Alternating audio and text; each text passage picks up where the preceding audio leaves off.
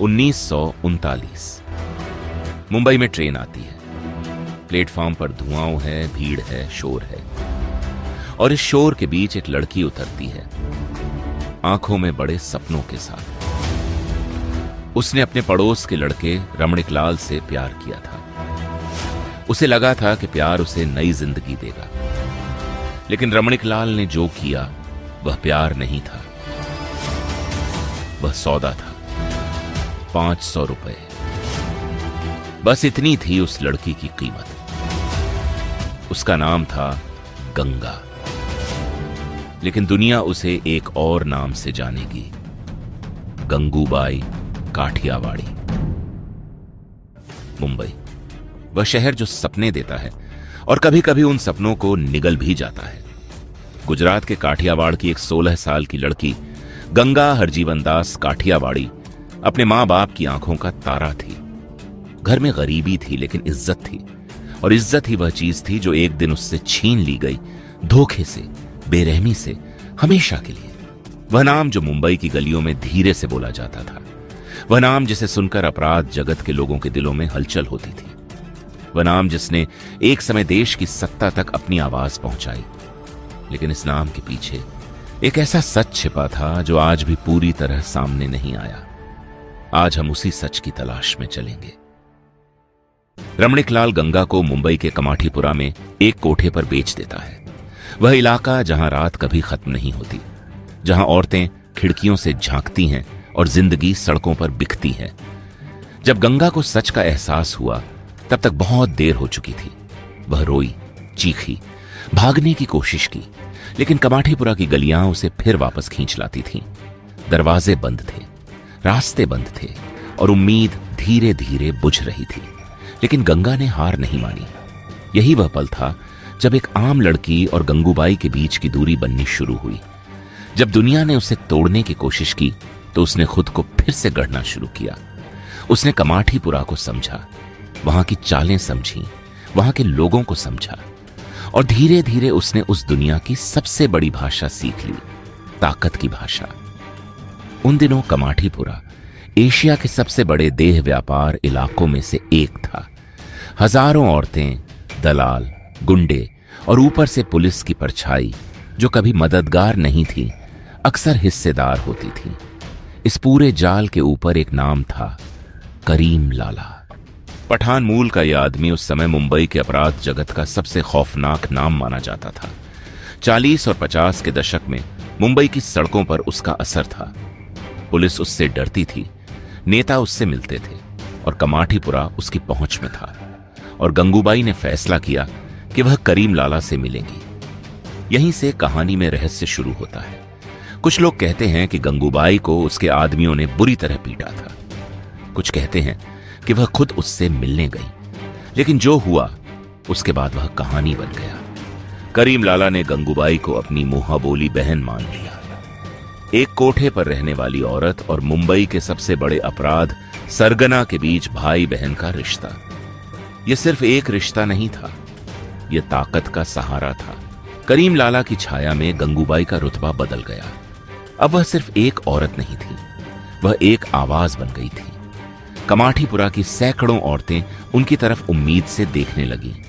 उनका दर्द, उनकी तकलीफ, उनकी जिंदगी अब गंगूबाई के कंधों पर थी, और गंगूबाई ने यह जिम्मेदारी स्वीकार की। उन्होंने उन लड़कियों के लिए खड़ा होना शुरू किया जो खुद के लिए खड़ी नहीं हो सकती थीं। उन्होंने दलालों का विरोध किया, पुलिस वालों को ललकारा, और जब जरूरत पड़ी तो नेताओं के दरवाजों तक भी पहुंची। लेकिन उनकी असली लड़ाई अब भी बाकी थी। 1950 का समय। मुंबई बदल रही थी, फिल्मों की दुनिया बढ़ रही थी, पैसा बढ़ रहा था, और अपराध जगत और भी खतरनाक होता जा रहा था। इसी समय गंगूबाई के सामने एक नया दुश्मन खड़ा हुआ। नाम था शौकत खान। शौकत खान कमाठीपुरा पर अपना कब्जा करना चाहता था। उसने गंगूबाई को धमकियां दी, और एक रात उसके आदमियों ने गंगूबाई पर हमला किया। गंगूबाई बच गई, लेकिन इसके बाद जो हुआ वह और भी हैरान करने वाला था। करीम लाला तक खबर पहुंची, और उसके बाद शौकत खान का नाम धीरे धीरे गायब हो गया। गंगूबाई समझ गई थीं कि इस दुनिया में जिंदा रहने के लिए सिर्फ हिम्मत नहीं चाहिए, सही समय पर सही फैसले भी लेने पड़ते हैं। लेकिन गंगूबाई की असली लड़ाई गुंडों से नहीं थी। उनकी असली लड़ाई उस व्यवस्था से थी जो इन औरतों को इंसान नहीं मानती थी। 1960 का समय, देश आजाद हो चुका था, संविधान बन चुका था, लेकिन कमाठीपुरा की गलियों में आजादी अब भी नहीं पहुंची थी। गंगूबाई ने फैसला किया कि वह खुद आवाज उठाएंगी। उन्होंने सरकारी दफ्तरों के दरवाजे खटखटाए। उन्होंने मांग की कि देह व्यापार में काम करने वाली औरतों को भी इंसान की तरह जीने का अधिकार मिले, उनके बच्चों को पढ़ने का अधिकार मिले और किसी भी लड़की को जबरदस्ती इस रास्ते पर न धकेला जाए। उन्होंने कमाठीपुरा में एक छोटा सा स्कूल खुलवाया। वहां उन औरतों के बच्चों को पढ़ाने की कोशिश की गई जो खुद कभी स्कूल नहीं जा सकी। उन्होंने यह भी तय किया कि कोई भी नाबालिग लड़की उस इलाके में न लाई जाए। जो दलाल इस नियम को तोड़ते थे उन्हें गंगूबाई के गुस्से का सामना करना पड़ता था। लेकिन यहां वह रहस्य है जो आज भी पूरी तरह साफ नहीं हुआ। क्या गंगूबाई सच में एक समाज सुधारक थीं, या वह एक चालाक अपराध सरगना थीं जिन्होंने समाज सेवा का रूप धारण किया था? सच शायद इन दोनों के बीच कहीं छिपा है। समय के साथ मुंबई का अपराध जगत बदलने लगा। नए नाम सामने आने लगे, पुराने संबंध कमजोर पड़ने लगे। गंगूबाई का प्रभाव धीरे धीरे कम होने लगा, लेकिन उनकी कहानी खत्म नहीं हुई। उनके जीवन के अंतिम साल रहस्य में डूबे हुए हैं। उनकी मृत्यु की सही तारीख को लेकर भी अलग अलग बातें कही जाती हैं। और एक और रहस्य है, कहा जाता है कि गंगूबाई के पास एक काली डायरी थी। उस डायरी में कई बड़े लोगों के नाम लिखे थे, नेता, पुलिस अधिकारी और अपराध जगत के लोग। लेकिन वह डायरी कभी नहीं मिली। वह कहां गई, किसने छिपाई, या क्या उसे हमेशा के लिए मिटा दिया गया, यह आज भी एक सवाल है।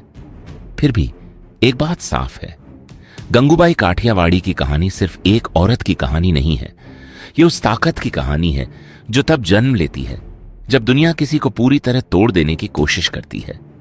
कमाठीपुरा की गलियां आज भी हैं, वे दीवारें आज भी खड़ी हैं, और अगर उन गलियों की खामोशी को ध्यान से सुनो तो लगता है जैसे किसी के कदमों की आवाज अब भी गूंज रही है। एक ऐसी औरत की आवाज जो टूटी नहीं, जो झुकी नहीं। गंगूबाई काठियावाड़ी, एक लड़की जिसे 500 रुपए में बेच दिया गया था, लेकिन जिसने उसी दुनिया में अपना नाम इतना बड़ा लिख दिया कि समय भी उसे मिटा नहीं सका। जब दुनिया तुम्हें मिटाने की कोशिश करे, उसी दुनिया में अपना नाम लिख देना ही सबसे बड़ी बगावत होती है।